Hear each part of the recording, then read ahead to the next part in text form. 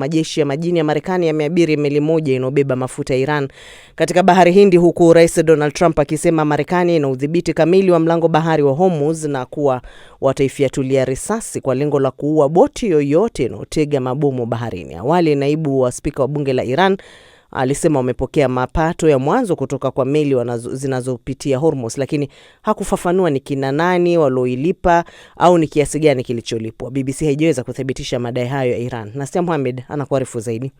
Licha ya matamshi ya rais wa Marekani Donald Trump kuhusu usitishaji wa vita, nchi hizo mbili zinaendelea kuonesha ubabe wao kuhusu kufungwa kwa mlango muhimu wa bahari wa Hormuz, huku majeshi ya Marekani bado yakiendelea na zuio lao na Iran nayo ikisema kwamba hawatafungua mlango huo wa bahari. Marekani inaamini kwamba kuweka zuio katika eneo la mlango wa bahari wa Hormuz italazimisha Iran kukimbilia meza mazungumzo. Pande zote mbili hazijaonesha dalili yoyote ya kuachia wazi kwa mlango huo wa bahari muhimu ulimwenguni. Kuna sintofahamu ya iwapo utafanyika mazungumzo ya amani kati ya nchi hizo mbili, ambapo Iran awali lilisema haitohudhuria mazungumzo hayo nchini Pakistan. Iran inasemekana kuwa kwenye hali ngumu kiuchumi na raia wao wanaelezea hali ngumu ya maisha nchini humo.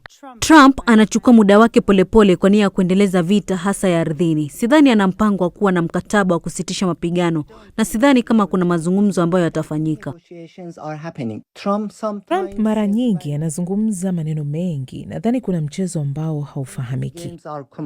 Hapo jana kiongozi wa mazungumzo wa Iran Mohammad Baghir Ghalibaf alituma ujumbe kwenye mtandao wa kijamii kwamba zuio la Marekani katika bandari za Iran na vitisho vya mara kwa mara kutoka kwa Rais Trump kwamba atashambulia miundo muhimu ya nchi ya Iran kama itaendelea kukataa kufanya mazungumzo. Ghalibaf akisema hiyo inakiuka mkataba wa usitishaji mapigano, akitaja hilo kuwa changamoto kubwa kwa Iran kuwa na imani na mazungumzo hayo. Wengi wa wafanyabiashara wamelalamikia kuhusu kufungwa kwa mlango huo wa bahari wa Hormuz na kusema kwamba wamekabiliwa na hasara nyingi. Tuseme kwamba mlango wa bahari wa Hormuz ufunguliwe sasa hivi. Tayari madhara yameshafanyika kwa kiasi kikubwa. Hizi meli ambazo zinasubiria kwa sasa zitachukua muda wa wiki kadhaa hivi, na sio tu bidhaa kama mafuta. Kuna mbolea na kemikali nyingi tu, na hizi zote zitachukua muda wa wiki kadhaa.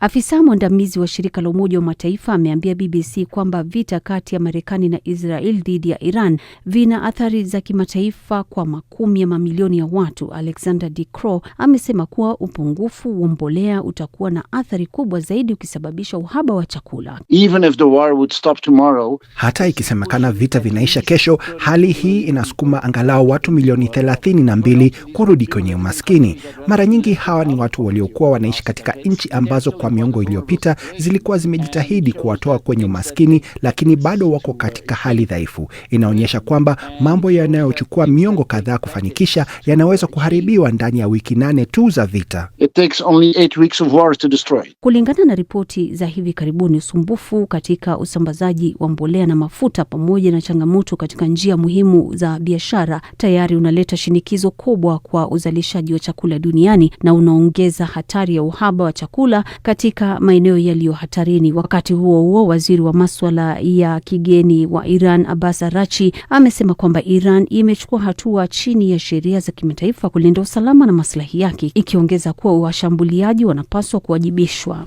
Jeshi la Iran limedai kushambulia meli 3 katika mlango wa bahari wa Hormuz, ambapo wamezuia meli 2 baada ya kuwapa kulipiza kisasi kufuatia Marekani kuzuia meli ya mzigo yenye bendera ya Iran. Juhudi za kidiplomasia zinaendelea kati ya Marekani na Iran, huku Pakistan ambayo inaongoza mazungumzo haya ikiendelea na juhudi zake za kujaribu kuzikutanisha nchi hizo mbili katika meza ya mazungumzo. Nastia Mohamed, Dira Dunia, BBC. Na rais wa Lebanon Joseph Aoun ameishutumu Israeli kwa kuwalenga kimakusudi waandishi wa habari nchini humo, siku moja baada ya mwandishi mwingine kuuawa katika mashambulizi yanayofanywa na jeshi la Israeli nchini Lebanon. Jeshi hilo limekanusha kuwa linawalenga waandishi wa habari. Zaidi na Elizabeth Kazibure.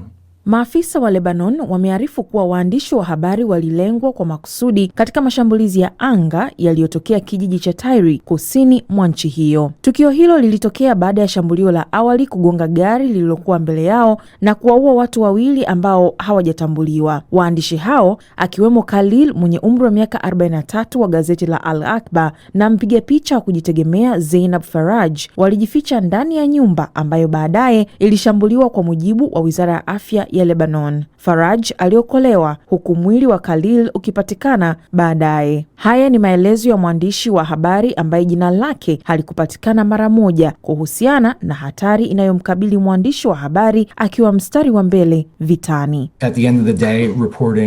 Hatimaye kuripoti kutoka katika eneo la mzozo kwa asili yake ni jambo hatarishi. Uandishi wa habari unahusu kufika mahali palipo na tukio lenyewe, na unapokuwa ukiripoti vita, hilo humaanisha kwenda katika maeneo yenye hatari kubwa. Hatari hii huongezeka zaidi kutokana na kile kinachoweza kuelezwa kwa kiwango cha chini kabisa kama kupuuzwa kwa hali ya juu kwa maisha ya watu na jeshi la Israel, lakini katika hali hii huonekana kama mauaji ya makusudi. Hili ni kosa la kivita bila shaka yoyote.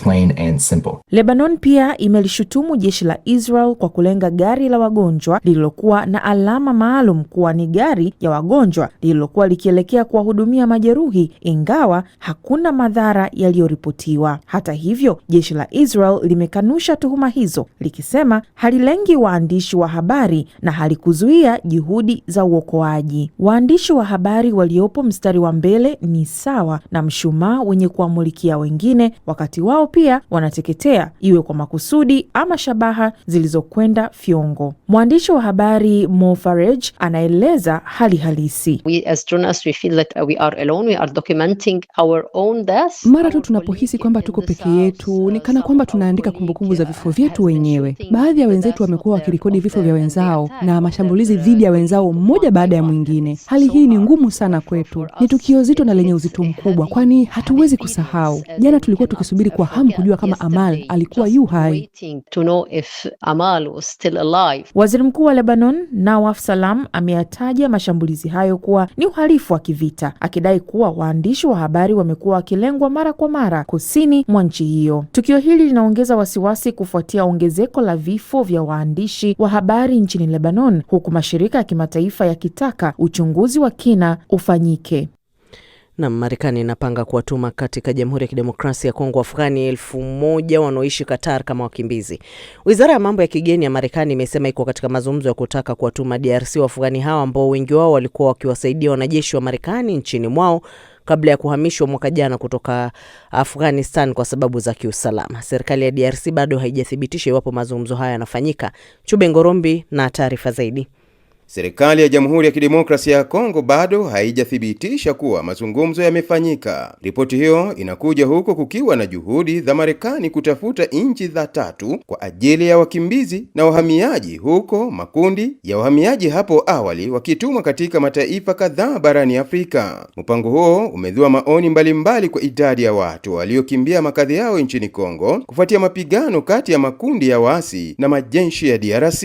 Si Mkongo tuko na problem za mingi, kisha bale batu banakuya ile ikukuwa njo priorite. Mapays za Afrika ni za mingi, ni jua nini banchakula tu Kongo. Nafurahia sana kusema Kongo tunapokea hawa watu kwa sababu itatusaidia ndani ya vitu kadhaa. Kama wanakia katika njia njema, njia ya kusaidiliwa, wanaweza kukuja, lakini yote naendana tu pamoja na wakuu wa nchi. Asasi za kiraia zimeamini kuwa mpango huo wa utawala wa Marekani kutuma zaidi ya wakimbizi 1,000 wa Afghanistan wanaoishi Qatar kwa sasa ili wapate makazi mapya katika Jamhuri ya Kidemokrasia ya Kongo inasababishwa na uhusiano wa kidiplomasia ulioko sasa kati ya DRC na Marekani. Lakini hata hivyo, asasi za kiraia zinahofia kunufaisha zaidi Marekani kuliko kuwaridhisha wananchi wa Kongo wanaohitaji zaidi msaada kutoka kwa Marekani wa kuimarisha usalama katika Jamhuri ya Kidemokrasia ya Kongo. Chance Matali ni mwanaharakati kutoka shirika la Amka Kongo mashariki mwa DRC.